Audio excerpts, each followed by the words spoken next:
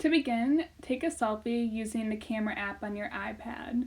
The purpose of the selfie is to introduce yourself to the group and show your personality so you can have fun with it.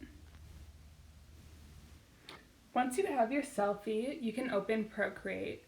This is the app that has an icon that looks like a rainbow swoosh. So once you click on it, you'll see this opening screen. And to open your selfie, you just need to click on the word photo in the top right corner of the screen. This will prompt you to select which photo you want to use, and when you click on the photo you like the best, it will create a digital canvas that you can then use to decorate your photo. There are many different features that you can use in Procreate to decorate your selfie. We don't have time to cover them all today, but we'll get started with some of the basics.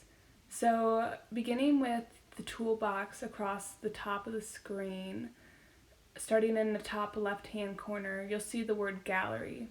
When you click on this takes you back to that home screen where you can view your collection of digital canvases. And you simply just need to click on your selfie to return to the editing page. Skipping over one is the adjustment tool. This is the icon that looks like a magic wand, and this allows you to put filters on your image. I'm going to try out the motion blur filter for this example, and you'll see that in order to apply the filter, I need to drag my finger across the screen. The more I move towards the right, the more extreme the filter becomes. In this case, the more blurry it looks. If you're not a fan of how the filter looks on your photo, you'll have a couple of options across the bottom of your screen. You can either reset and try again, or you can cancel to try a different filter, which is what I'm going to do. I'm going to try another filter which makes the photo look more grainy, and again I'll drag my finger across the screen to adjust how strong the filter is, and once I'm happy with it, I can just leave it and that filter will stay on.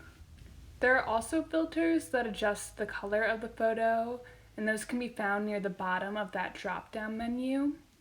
For these filters, sliders will appear along the bottom of your screen, and you can move them back and forth to affect different aspects of the photo, including the hue, and the saturation, and the brightness.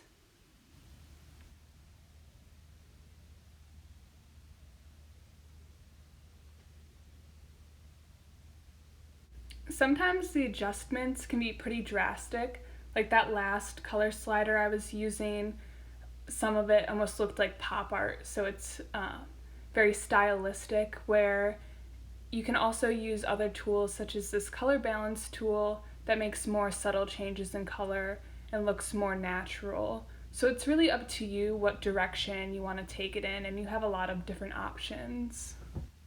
Next, we'll look at the paint tool, which is the first icon on the right side of the upper toolbar. This icon looks like a paintbrush, and it will actually allow you to draw directly on your photo. When I click on the paint tool, a drop-down menu will appear that has different categories of brushes along the left side. When you click on each category, it'll show you different brush strokes in that style. The styles range from brush strokes that look like pencil markings to ones that look like oil paint to even others that look like clouds or have some crazy patterns. To pick out the color of your brush stroke, you can click on the circle in the top right-hand corner. The first option that'll pop up is a color wheel you can use to pick out your color, but there are also tabs along the bottom of that drop-down menu that allow you to adjust the color with sliders or to select your color from a color palette. Now that I've picked out my color, I might want to adjust the size of the brush. So if I go to the toolbar across the side, you'll see that the topmost slider can be moved up and down to make the brush bigger or smaller. Beneath that is another slider that allows me to adjust the opacity, which means how see-through the brush stroke is. So now I'll start drawing and you can see how those brush strokes look.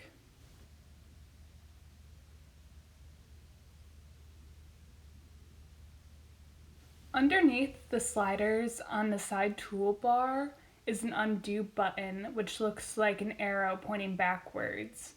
If I unclick that, it undoes my last action, so in this case, I can undo the brushstrokes that I just made. Beneath that is the redo button, which is an arrow going forward, and this allows me to get back those brushstrokes. So if you undo something and then decide you want it back, you can use the redo button. Going back up to the top toolbar, next to the paintbrush tool is a pointer tool. You can choose the style of this brush stroke, and basically this one just smears together colors that are already in your canvas. Back up at the top, next to the pointer tool, is an eraser tool. This tool not only erases brush strokes, but it also erases your actual selfie. So if you just have a mistake brush stroke that you want to get rid of, it's probably easier to use the undo tool, but using an eraser does allow you to do some other things. For example, if I just want to remove the background of my image, I'll go around and erase that. Again, back to the top toolbar next to the eraser tool is the layer tool. If I click on this, it gives me a drop-down menu that shows me the layers that are in my canvas. So right now I have layer 1, which is the selfie I put in here at the beginning, and I also have another layer, which is the background color. So I'm going to click on my background color and actually change it to another color. I'll just choose orange. And once I do that, I can see that there were parts of my image that I didn't fully erase. So I'm going to go back and make those edges between the background and my hair a little bit cleaner.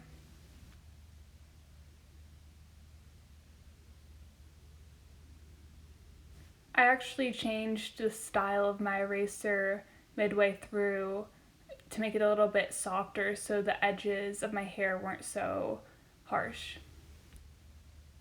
You can also add additional layers to your canvas by pressing the plus sign on that drop-down menu. So I'm going to add some drawings to the layer that I just added. Next to each layer is a little checkbox that you can click to make the layer disappear and then re-click to bring it back. So I'll do that quick with my selfie. And now I'm going to add just one more layer real quick, just to show you that if I don't like a layer that I make, it's really easy to just slide it over and delete it, and then I'm left with the other layers that I had. Okay, so you made it through. Those were some of the basic tools of Procreate, and now I'm just going to use some of those as I make my own portrait. So I deleted those green clouds and now I'm repainting them because I wanted them to be in yellow. So I'll kind of surround myself with that. You're also able to zoom in on your canvas by using 2 fingers. That way you can make smaller designs if you want some small details like I'm doing with these triangles.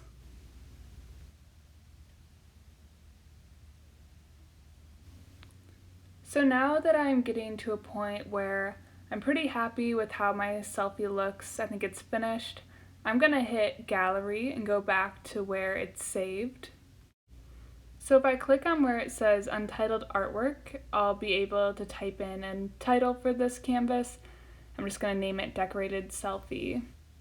Now to save my image to my iPad so that I can add it to my slideshow, I'm going to hit select, which is in the upper right hand corner, and then I'm going to click the circle next to the title of my piece, and a blue check mark should appear if I've selected it correctly. Now I'm going to go back up to the top where it says share and click on that, and it'll give me a drop down menu, and I'm going to save this as a JPEG. So once I click on that, it'll give me another screen asking me where I want to save it. I'm just going to click where it says save image because that'll save it to my photo gallery on my iPad. So just to show you quickly, I'm going to close out of Procreate and then click on Photos, and there you can see is my saved selfie. So now we can open the Google Slides app and begin to put together our slides. To create a presentation, click on the plus sign at the bottom right-hand corner of the screen, and you can either create a new presentation or use a template. So now I'm going to name my presentation. I'm just going to call it Rebecca Ehrman Intro Slides. When you name yours, try to include your first and last name just so I can keep track of everyone's.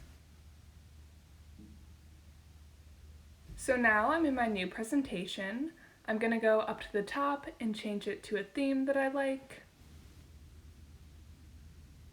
To add more slides to your presentation, there's a new slide button at the bottom right-hand corner of the screen. So I'm going to click on that and add another slide to my presentation. For my first slide, I'm going to type in my name, and then I'm going to highlight it by holding down and clicking select. Once I have it highlighted, I can go up to the top toolbar, and where you see the icon with the letter A, if you click on that, it will give you some options to adjust the text. I'm going to use it to increase the size of my text, but you can also change the font and the position and some other features. To add my selfie, I'm going to click on the plus sign that's in the toolbar across the top right-hand corner of the screen. And then I'm going to select Image from Photos, and then the screen will prompt me to select my selfie. So I'll click on that and it will appear on my slide. And then I'm able to move it around to position it how I'd like. I'll add my second slide to my presentation, and because I want to share a work of art that's not my own, I'm going to close out of the Google Slides app and go to Safari and look up that work of art I want to share. Once I find it, I can hold down on the image and a menu will pop up that will allow me to add the image to my photos, so it will be saved to my photo library. Then I'll reopen Google Slides and I can add this picture to my slide using the same steps I did to add my selfie. I'm going to include the name of this work of art along with the artist to give credit to who made it.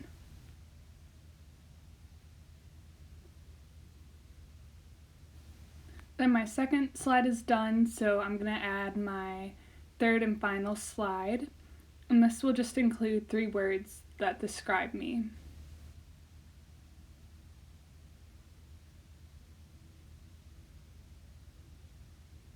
Now my slides are all finished and I'm happy with how they turned out, so I'm going to close out of Google Slides and go over to Google Classroom. To turn in your slides, open the Introduce Yourself Slides assignment, and then add an attachment from your Google Drive. A menu should pop up and you can click on your slideshow to turn it in.